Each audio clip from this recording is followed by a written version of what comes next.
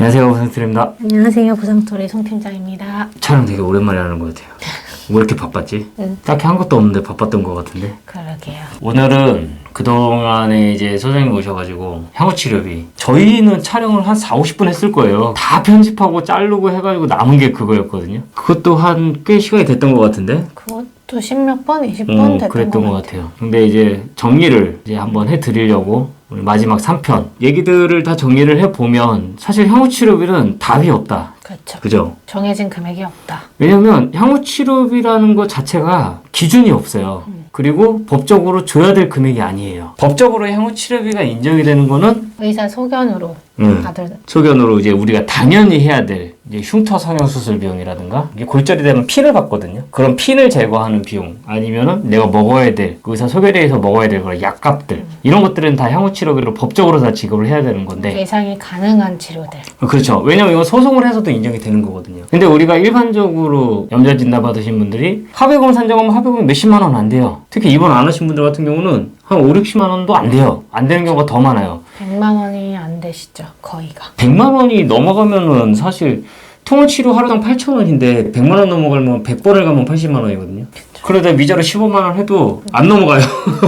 병원 100번 가려면 몇 달을 가야 되는데요. 6개월 이상 치료를 받으셔야 될걸요? 매일같이 가도 3달 이상은. 그쵸. 매일 가도 3달 이상이니까. 이런 식으로 금액이 안 맞아요. 피해자분들이 요구하시는 합의금은 더 높은 금액을 얘기를 하시고. 그런데 현실적으로 계산되는 금액이 이것뿐이 안 되다 보니까. 기본적으로 산정되는 금액이 워낙 적으니까. 그렇죠. 그러다 보니까 이제 보험사에서는 향후치료비 명목으로 합의금을 맞춰주는 그런 상황이 돼버린 거예요. 어떻게 보면은 보험사에서 옛날에 소장님이 얘기했던 것처럼 자기들이 땅 파고 그 속으로 점프해서 들어간 거예요. 주지 않아도 될 금액을 주면서 빨리 합의를 하려고 하다 보니까 점점 더 금액이 높아지게 되고 피해자분들 입장에서는 어떻게 되겠어요? 아니 쟤도 200 받았는데 당연히 받아야 되는 금액이 되죠. 그렇죠. 쟤도 200을 받았는데 왜 나는 100만 원뿐이 안 되냐 이런 식으로 되다 보니까 저 사람이 200을 받은 내역을 들여다보니까 나머지는 다 향후치료비란 말이지. 그러다 보니까 이 사람도 맞춰주게 되고 근데 이 사람은 사고 경미한데 200 받았는데 나는 사고가 차가 전선 처리됐는데 왜 난 또 200이냐 이렇게 또 돼버리는 거예요. 그럼 좀 더 주고 그럼 쟤 250 받았는데 좀 더 줘. 자꾸 올라가는. 자꾸 이제 이렇게 올라가다 보니까 개미지옥이네요. 그 속에서 이제 벗어나질 못하고 있는 거지. 보험사도 이미 오랜 시간 동안 그렇게 해왔던 관행이 있는 거고 피해자분들도 입에서 전해 듣는 그런 내용들이 모여가지고 통상 이 정도의 금액에 합의를 해야 된다라는 여기는 아무런 기준이라는 게 없어요. 위자료, 휴업손해, 뭐 통원치료 하루당 8,000원 이런 기준이라는 것 자체가 약관은 그런 기준이 있지만 합의 금액은 그런 기준이 없어요. 금액을 맞추기 위해서 뭐 하루 입원했을 때 병원비가 얼마니까 그리고 하루 통원치료 받을 때 병원비가 얼마니까 어떤 분들 같은 경우는 내가 앞으로 6개월을 더 치료를 받을 거니까 그 금액을 미리 달라 이렇게 요구를 하시는 분들도 계시고 어떤 분들 같은 경우는 나 1년을 치료 받을 거니까 그 금액 1,000만 원을 미리 달라 이렇게 하시는 분들도 계시고 어차피 당신 병원으로 줄 거 아니냐 그 돈 나한테 달라고 하는데 뭐가 문제냐 이런 얘기들이 막 오고 가게 되고 거기에서 이제 또 분쟁이 새롭게 생기고 이 얘기 드린 거예요. 그 얘기들을 다 종합적으로 얘기를 해보면 많이 물어보세요. 향후치료비 많이 받는 방법을 알려달라고. 그쵸. 근데 많이 받는 방법이 없죠. 없어요. 담당자랑 피 터지게 싸우는 수밖에 없거든요. 이런 내용들 바탕으로 해가지고 담당자들 말 그대로 피 터지게 싸우는 거예요. 저희라고 해서 많이 주지도 않아요. 보험사가. 똑같아요. 이런 내용들을 가지고 보험사랑 얘기를 하게 되시는 거고 개인의 능력이라는 거예요. 향후치료비는 답이 없어요. 답이 없는 걸 답을 내달라고 하니까 답을 못 내드리는 거거든요. 그래서 공제 같은 경우는 일반 보험사보다 향후치료비로 책정되는 금액이 더 적잖아요. 그러니까 합의금이 결과적으로 적잖아요. 이것뿐이 안 주냐 이런 다툼이 생기는 거고 공제적 같은 경우는 아이고 뭐 죽을 때까지 치료 받으시든가 말든가 이렇게 나와버리거든요. 그러니까 이제 피해자분들이 이제 더 열이 받는 거지.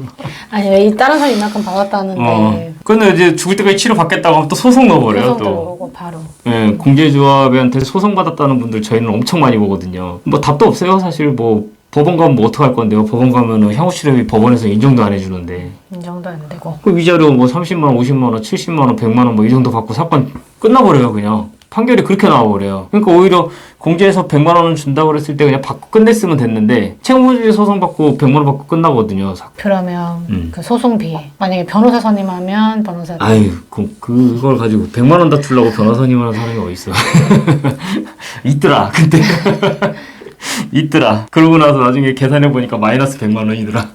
이 향후치료비가 참 어려운 것 같아요. 딱 정해져 있는 게 아니다 보니까. 그래요, 맞아요. 그래가지고 여기저기 부러지고 많이 다치신 분들이 오히려 사건이 더 쉽고, 우리 일반 흔히 말하는 이제 염자 정도의 부상을 당하신 분들, 그리고 부상이 되게 애매한 부상을 당하신 분들, 골절인데도 어디 수술할 정도 아니고 진짜 막 MRI 찍어야 보일랑말랑한 미세한 골절들 막 이렇게 당하신 분들 있잖아요. 이런 분들 같은 경우는 사실 급수도 안 나오고, 그리고 뭐 장애도 안 나오는 경우가 대부분이고, 근데 또 골절이란 말이죠. 그러니까 합의금 1, 200만 원은 안 된단 말이죠. 그러니까 향후치료비로 맞춰줘야 되는데 얼마를 줘야 되느냐, 또 이런 문제들이 생기고, 항상 이런 문제들이 생기는 거예요. 그러니까 애매한 부상들, 그러니까 확실하게 그냥 막 어디 부러지고 크게 다치고 막 어떻게 되신 분들은 장애가 있기 때문에 합의금이 다 계산이 되거든요. 근데 그 외의 분들, 그러니까 장애가 남지 않는 부상을 당하신 분들, 흔히 말하는 우리 갈비뼈 골절, 그렇죠. 그 어디 막 미세하게 금가신 분들, 그리고 막 뭐 손가락, 발가락 골절되신 분들도 사실 합의금이 얼마 안 돼요. 뭐 손가락, 발가락 골절되신 분들도. 그러니까 이런 분들. 좀 여러 가지 케이스들이 있는데, 이런 분들은 어쩔 수 없이 향후치료비로 맞춰야 되는 부분이기 때문에 사건이 어렵게 되는 거죠. 향후치료비에 대해서 정리를 하자면 답이 없다. 근데 사실 영상을 보시는 분들은 또 답을 원하시니까. 그렇죠. 향후치료비로 합의를 하는 거는 글쎄요. 뭐 향후치료비 100만 원 정도 더 받으시면 되죠. 150만 원 정도 더 받으시면 되죠. 이렇게 뭐 쉽게 얘기를 할 수 있는데 안 나와요. 보험사에서 그 돈이 잘. 그렇기 때문에 어쩔 수 없어요. 그냥 치열하게 다투시는 방법 말고는. 담당자랑 잘 이렇게 그렇죠. 관계를 유지하시면서. 그렇죠. 내 몸 상태가 이런 상태다. 네가 생각하는 거는 나를 단순한 염자 환자로 보겠지만 사실 나는 너무나 많이 아프고 힘이 든 상태다. 막 이런 얘기들 하면서 서로 이렇게 유대관계를 싸우면서 좀 뭔가 막 멱살 잡고 욕하고 싸울 거 아니거든요. 그렇게 해서 좀 현명하게 잘 대처를 하면서 해결을 해 보시는 게 좋을 거. 어차피 보험사들도 알잖아요. 이 피해자가 원하는 거는 합의금이라는 걸 알고 있거든요. 그걸 맞춰줄 수가 없는 상황이고 하다 보니까 이렇게 사건을 질질 끌고 가는 거거든요. 보험사에서도. 제가 옛날에도 한번 말씀을 드렸던 게 뭐냐면, 원하는 합의금을 받으려면 시간도 필요하고 치료도 필요하고 어느 정도의 스킬도 필요하다, 이렇게 말씀을 드린 적이 있었었는데, 이런 것들이 다 이런 얘기들을 종합적으로 하고 있는 거거든요. 그래서 제일 어려운 사건이에요. 향후치료비로